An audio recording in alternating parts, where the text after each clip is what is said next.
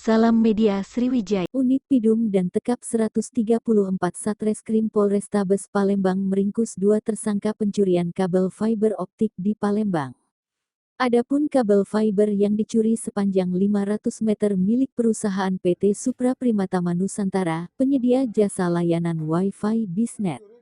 Kedua tersangka merupakan warga Jawa Barat dan ditangkap di Lampung.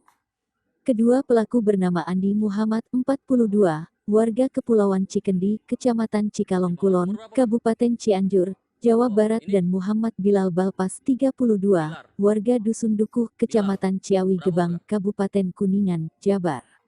Kasat Reskrim Polrestabes Palembang Kompol Haris Dinzah mengatakan, pelaku ditangkap usai melakukan pencurian kabel optik di gudang material PT Sumber Cemerlang Kencana Permai berlokasi di Jalan Kartika, Kelurahan Karya Baru, Kecamatan Alang-Alang Lebar, Al Palembang, pada tanggal 23 Oktober tahun 2022 sekitar pukul 14 waktu Indonesia Barat.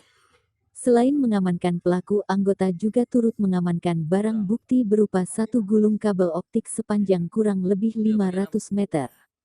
Dikatakan Kasat Reskrim Polrestabes Palembang Kompol Haris Dinzah. Atas kejadian itu korban mengalami kerugian mencapai 41,8 juta rupiah dan melaporkan kejadian pihak berwajib dan hasilnya anggota kita menjemput keduanya di daerah Lampung. Bang, wawancara bang. Kasuk.